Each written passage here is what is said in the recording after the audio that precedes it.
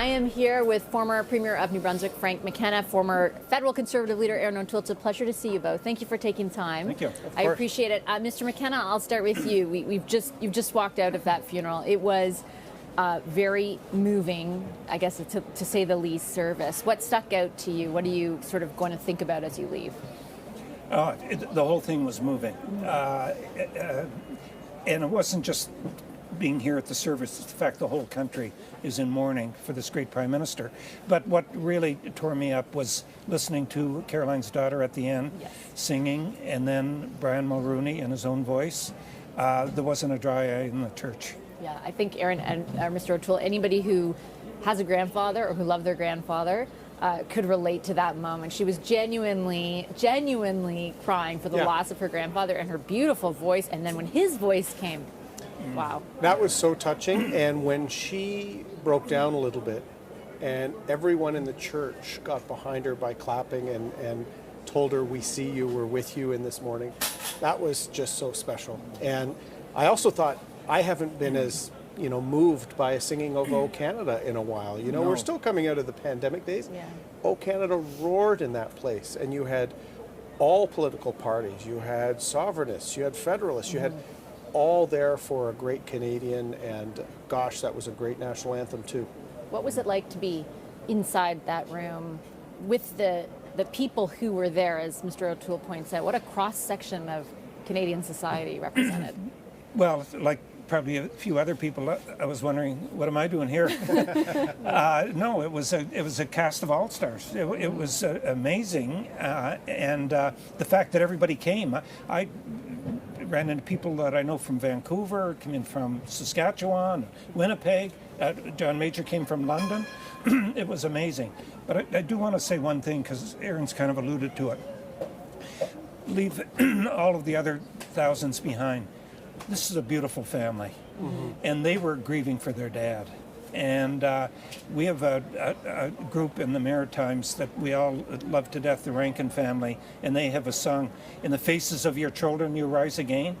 And honestly, I felt like Brian Mulroney was rising again in the faces of those children and grandchildren. They just moved through this week, Mr. O'Toole, with grace and class that I felt like when I was talking to other people who went in to pay their respects or had been watching on TV, they were actually having a proud moment as Canadians to see this family sort of representing us at this moment.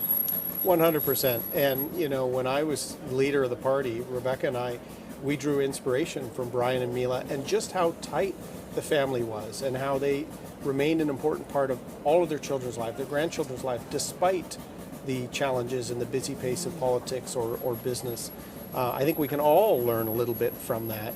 And for them to share these moments with the whole country, that service, hours in Parliament, in Ottawa, here in Montreal, it's been great to see a recognition as well of the legacy of Brian Mulroney at home and on the world stage, because I think he didn't always get his due in the first 10 years of a public life, and I think I saw a poll, 85% support what he did, and I think it's so nice for the family to get that support at this time. It's also sort of fascinating, thinking about how different the sentiment was then. I remember as a kid, and I've said this before this week, my parents speaking, very strongly about what Brian Mulroney was doing. And now how many years later, the consensus, to Mr. O'Toole's point, that has formed around the consequence with which he acted. Exactly. So just take one issue, free trade. Yeah. Right now, across the political spectrum, there's complete support for free trade. In fact, we spend most of our time trying to fight to make sure we keep it. Back then, he was really fighting public opinion in Canada when he went after the free trade deal with the United States. It was not easy selling it back home. And he did that, and he did something that we don't see much of, and that's create what I would call durable and continuing public policy. And that is public policy that will go beyond political parties and beyond generations and stay in existence and not get reversed with the next government that comes along. Sustainable public policy. And he's got two great examples, the consumption tax and free trade. And that's quite a miracle in this day and age. Do you think it's fair to say, Mr. O'Toole, that it's harder to do that now? Is it harder? Do you think it is? I think it is, because I tried to do it a little bit. And he was remarkably successful, but he expended a lot of political capital. And I think Caroline mentioned that. Yes. Several speakers mentioned that he wasn't in it for the short-term gain. As they said, good headlines in 10 days. He wanted solid policies for the well-being of the country in 10 years. And as Frank said, there were such good policies that even when the government of Jean Chrétien came in and several ministers had said we're going to cut the GST, they didn't. They saw that this was smart tax policy, it was making us more competitive. So when Brian left office, he left having done so much good that his own popularity was low. And it's nice now to see the legacy is he's one of our great post-war prime ministers, if not the greatest. I think I hear a lot as well from people over the last week who felt that he kind of took Canada to a place internationally where it punched above its weight, that he didn't think in small terms. And I know that's a subject of interest to you both, particularly in your role as critic on foreign affairs for many years, and your role, of course, as an ambassador. What do you think his legacy in that respect is, Mr. McKenna? Well, there's no doubt he was an equal in the group of seven with Margaret Thatcher, with Ronald Reagan. He was their equal, and on apartheid, he literally led the world and pushed against some of those giants. On free trade, he had to push against prevailing opinion in Canada and in the United States, and he had to go toe-to-toe with Reagan on the question of the dispute resolution mechanism. One funny story just before I end, though. He told me about one of the G7s. It was his first one, and he was all goo-goo-eyed and everything. He said, all I really wanted was to get an autograph from these people, but I was embarrassed to ask. He said the meeting finished, Ronald Reagan put the menu down and said, would people mind signing this? And I'd love to have their autographs.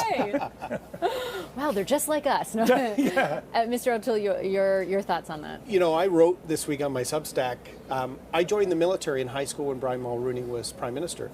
I didn't join because he was Prime Minister, but I joined because Canada in the world at that point, the Gulf War that Jean Charest talked about, that was a multilateral effort because of Brian Mulroney's influence on George Herbert Walker Bush. We not only, did the great work on apartheid, we were one of the leading nations to respond to the Ethiopian famine of the time. Mm-hmm. So on military, the only time in my lifetime we've reached 2% of spending was under Brian Mulroney. On aid, foreign aid, we were a leader. And on diplomacy, bringing countries and people together. He supported multilateralism at a time, we see populist trends moving away from multilateralism.